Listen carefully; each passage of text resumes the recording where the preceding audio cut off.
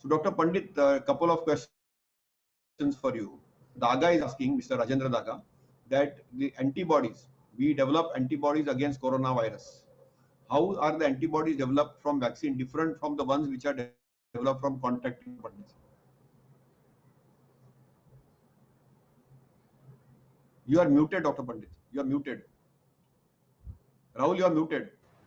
Yeah, yeah. Sorry. Very Dr. nice Pandit. question, Dagaji. Can you hear me now, sir? Yes. Yeah. So it's a very important question to understand as well, that why are the antibodies different from the vaccine as well as versus the one which we develop after we contract a live virus?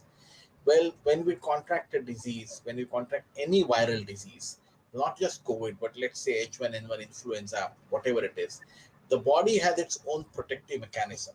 And then the body starts producing some amount of antibodies, like we said. Antibodies means some fighter cells in our body which will actually fight against the virus if it comes and attacks the body again. These are typically called as proteins or antibody proteins. Now, these, when the virus infects you, what your body produces is a whole lot of proteins, which can be a combination of IgG, IgM.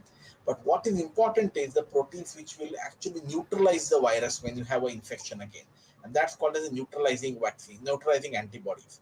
When the vaccines are given, they are made in such a way that the body would produce neutralizing antibodies. And that is why the vaccine antibodies are far superior as opposed to the antibodies produced by the disease itself. Of course, the disease also produces some amount of neutralizing antibody, and the response can be varied between individuals. But vaccines produce predominantly neutralizing antibodies, and that is why it offers a protection. That's the biggest difference between the two.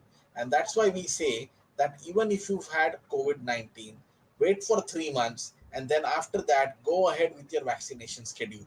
Do not consider yourself to be completely immunized just because you've got a COVID-19 disease. And why 3 months? 3 months to 6 months is the time where the antibodies may remain in your body, and after that, they may start going down. So we don't want to leave any ifs and buts. We want to have it very clear, and that's why we need to do that.